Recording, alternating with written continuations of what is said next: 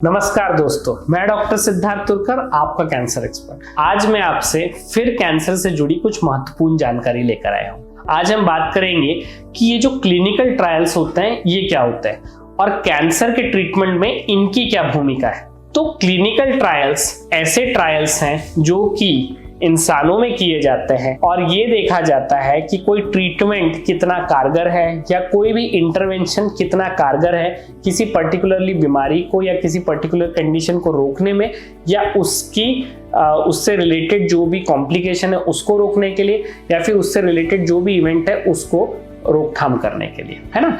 तो clinical trials तो कई प्रकार के हो सकते हैं। क्लिनिकल ट्रायल्स के 4 फेजेस होते हैं। फेज 1 में जनरली किसी भी ड्रग का सेफ्टी देखी जाती है। फेज 2 में ये देखी जाता है कि ये ड्रग जो है इसमें कोई एफिकेसी है उस बीमारी से रिलेटेड और नॉट। फेज 3 ट्रायल जो होते हैं इसमें एक दवा को या कोई भी इंटरवेंशन को जो स्टैंडर्ड इंटरवेंशन है उसके साथ कंपेयर किया जाता है। और फेज 4 वो होता है जहां पे दवाई एक बार लॉन्च हो गई उसके बाद उसका पोस्ट मार्केटिंग सर्विलेंस किया जाता है कि कोई नए इंसिडेंट्स तो नहीं पता लग रहे हैं, ताकि किसी भी दवाई की सेफ्टी और एफिकेसी का एक पुख्ता मेजर मिल सके। अब कई बार क्लिनिकल ट्रायल्स को गलत तरीके से समझा जाता है और लोगों को लगता है कि एक आम इंसान पे इसके द्वारा एक्सपेरिमेंटेशन किया जाता है और एक्सपेरिमेंटल ड्रग्स दिए जा रहे हैं और इसके कारण उनको उल्टा प्रभाव हो सकता है। तो क्या क्लिनिकल ट्रायल आपके मरीज के लिए सही है, क्लिनिकल ट्रायल आपके मरीज के लिए गलत है और इसके क्या फायदे हैं और क्या नुकसान, ये समझना बहुत जरूरी है। तो देखिए, मैंने जैसे आपको बताया कि इसमें 4 फेजेस ऑफ क्लिनिकल ट्रायल होते हैं, जिसमें फेज 1 ट्रायल में सिर्फ ये देखा जाता है और ये जनरली हेल्दी वॉलंटियर्स में किया जाता है या फिर ऐसे मरीजों में किया जाता है जिसमें कोई ट्रीटमेंट और मौजूद नहीं है। उनमें ये देखा जाता है कि जो पर्टिकुलरली दवाई नई आई है, जिसको एनिमल स्टडीज या प्री क्लिनिकल स्टडीज में अप्रूव किया गया है, देखा गया है कि उनमें कुछ इफेक्ट है, उनसे ये देखा जाता है कि ये दवाई सेफ है, और अगर सेफ है तो इसका जो मैक्सिमम टॉलरेबल डोज है, जो एफिशिएंट डोज है, वो क्या है उसको डिसाइड किया जाता है। ये जो स्टेज होता है इसके जनरली जो क्राइटेरिया ही इस टाइप से सेट किए जाते हैं कि जो नॉर्मल इंसान है उसमें जनरली इसको अवॉइड किया जाता है, और ऐसे लोगों में जिनमें बीमारी लाइलाज है, ऐसे लोगों में कंसेंट लेने के बाद ही और पूरी जानकारी देने के बाद ही उनको एनरोल किया जाता है। अब जो दूसरा फेज बताया इसमें ये चेक किया जाता है कि कोई दवाई में एफिशिएंसी है कि, है ना। तो ऐसा देखा गया है कि कई प्रकार की चीज कोई पर्टिकुलर कैंसर में काम कर सकती है। हर एक कैंसर में भी मल्टीपल प्रकार की दवाई है जो यूज की जा सकती है, लेकिन हर एक दवाई यूज की जाती है ऐसा जरूरी नहीं होता है। से सपोज मैं अगर आपको बताऊं कि टाइप ए टाइप की ड्रग है जो स्टैंडर्ड ट्रीटमेंट है, लेकिन ऐसा देखा गया प्री क्लिनिकल स्टडीज में कि टाइप बी टाइप की ड्रग भी इस कैंसर में काम करती है। फेज 1 में ये डिसाइड किया गया कि ये दवाई सेफ है कि नहीं और इसका कितना डोज सेफली दिया जा सकता है। फेज 2 में ये डिसाइड किया जाएगा क्या ये सच में काम करती है, उस चीज को चेक किया जाएगा, और अगर ये काम करती है तो क्या हम ये अनुमान से बता सकते हैं कि जो स्टैंडर्ड ट्रीटमेंट चल रहा है जो कि टाइप ए है, क्या ये उस दवा के बराबरी में आ सकती है या उससे बेहतर हो सकती है। अगर ये उससे बेहतर हो सकती है तो फिर फेज 3 ट्रायल में ये चेक किया जा सकता है कि इन दोनों में से कौन सी बेहतर है, और अगर बेहतर नहीं है तो क्या कोई चीज इंफीरियर है या कोई चीज सुपीरियर है, और अगर दोनों की एफिकेसी सेम है तो साइड इफेक्ट्स प्रोफाइल किसकी कम है। अगर किसी की साइड इफेक्ट प्रोफाइल कम है और एफिकेसी सेम भी है तो भी एक फायदा है। और फेज 4 में जब ये फेज 3 में ये दवाई अप्रूव हो जाती है कि टाइप बी दवाई भी अच्छा काम करती है टाइप ए के कंपैरिजन में या उससे बेटर है, तो फेज 4 में ये देखा जाता है कि जब मार्केट में जनरल पॉपुलेशन में रियल वर्ल्ड में ये दवाई कैसे कर रही है और क्या इससे सच में कैंसर के कारण होने वाली तकलीफ कम हो रही है कि नहीं हो रही है। तो जनरली ये सारे जो ट्रायल्स होते हैं, ये ट्रायल्स गवर्नमेंट अथॉरिटीज जैसे DCGI के अप्रूवल के बाद,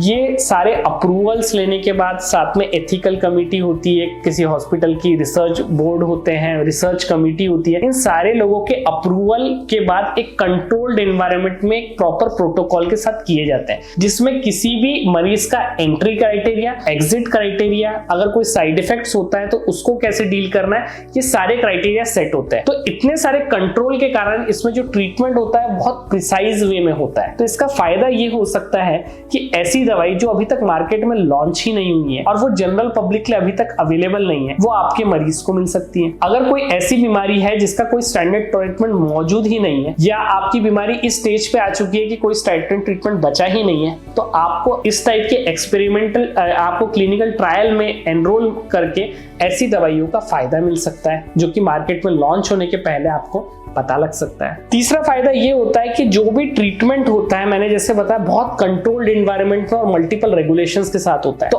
आम कैंसर हॉस्पिटल में ट्रीटमेंट की अपेक्षा जब क्लिनिकल ट्रायल के मरीज का ट्रीटमेंट होता है तो उसे बहुत कंट्रोल्ड वे में किया जाता है और एक एक चीज को बहुत बारीकी से मॉनिटर किया जाता है। तो इसके कारण आपको हो रही हर तकलीफ को एड्रेस किया जाता है। तो इसके कारण कई बार कैंसर केयर जो होता है वो बेटर हो जाता है। तो ये आपको फायदा क्लिनिकल ट्रायल से हो सकता है। पर इसके खतरे क्या है? क्योंकि मैंने आपको बताया कि मल्टीपल फेजेस में अलग अलग चीज चेक की जा रही है। उस फेज में अगर वो दवाई की एफिकेसी अप्रूव नहीं है, जैसे फेज 2 या फेज 3 में वो स्टैंडर्ड ट्रीटमेंट के बराबर है, उससे कम है, या उसके साइड इफेक्ट है, हो सकता है कि वो बराबर है और उसके साइड इफेक्ट ज्यादा है, तो आपको वो एक्स्ट्रा साइड इफेक्ट झेलने पड़ सकता है। या अगर वो बराबर नहीं है, थोड़ी इंफीरियर है, तो आपके कैंसर का रिस्क जो है वो नॉर्मल ट्रीटमेंट से थोड़ा ज्यादा हो सकता है। हालांकि वो individual to individual again differ करता है। तो ऐसा कुल मिला के देखा जाए तो इसका एक तीसरा फायदा जो है, जो कि आपको नहीं लेकिन वो समाज को है, कि हमको कैंसर के ट्रीटमेंट के बारे में ज्यादा प्रॉपर इंफॉर्मेशन मिल सकती है। तो कैंसर में ऐसा देखा गया है क्योंकि बीमारी को अभी भी पूरी तरीके से सॉल्व नहीं किया गया है, ज्यादा से ज्यादा लोगों को क्लिनिकल ट्रायल्स में एनरोल करने के लिए प्रेरित किया जाता है। अब हर एक क्लिनिकल ट्रायल में जरूरी नहीं है कि एक्सपेरिमेंटल ड्रग ही यूज हो रही हो। कई बार क्लिनिकल ट्रायल में 2 स्टैंडर्ड्स को ही कंपेयर किया जाता है, तो ऐसे में आपको एक्चुअली स्टैंडर्ड ट्रीटमेंट ही मिल रहा है, तो इसमें आपका रिस्क बिल्कुल नहीं बढ़ रहा है। कई बार ऐसा होता है कि टाइप ए और type B exactly same drug है लेकिन कभी आपस में कंपेयर नहीं हुई, तो ये क्लिनिकल ट्रायल में आपको कोई खतरा नहीं है। ऐसे क्लिनिकल ट्रायल में आप बिना सोचे आप एनरोल हो सकते हैं क्योंकि आपको एक्स्ट्रा बेनिफिट मोर मॉनिटरिंग का मिल रहा है। कुछ क्लिनिकल ट्रायल्स में सिर्फ ऑब्जर्वेशंस किए जाते हैं, जिस ऑब्जर्वेशंस में हम ये देखते हैं, जैसे ये पोस्ट मार्केटिंग सर्विलियंस है, मतलब वो दवाई की एफिकेसी ऑलरेडी मिल चुकी है, हम सिर्फ ये देख रहे हैं कि भाई कोई एडिशनल साइड इफेक्ट है जो ट्रायल्स में पिछले फेजेस में नहीं दिखे हैं, वो तो नहीं है, सिर्फ वो लोग उसको नोट डाउन करने के लिए बैठे हैं। वो ट्रायल्स में भी अगर आप एनरोल हो रहे हैं तो भी कोई प्रॉब्लम नहीं है। तो अगर आपको इस प्रकार का ऑप्शन आपका डॉक्टर देता है, उसको नकारने के पहले या उसको एक्सेप्ट करने के पहले आप अपने डॉक्टर से जान ले कि ये किस फेज का ट्रायल है, क्या ये स्टैंडर्ड ट्रीटमेंट से कम है या ज्यादा है, या उसकी एफिकेसी अभी प्रूव होने की है कि नहीं होने की है, और क्या क्या साइड इफेक्ट्स वो डॉक्टर उस ट्रीटमेंट से एक्सपेक्ट करता है,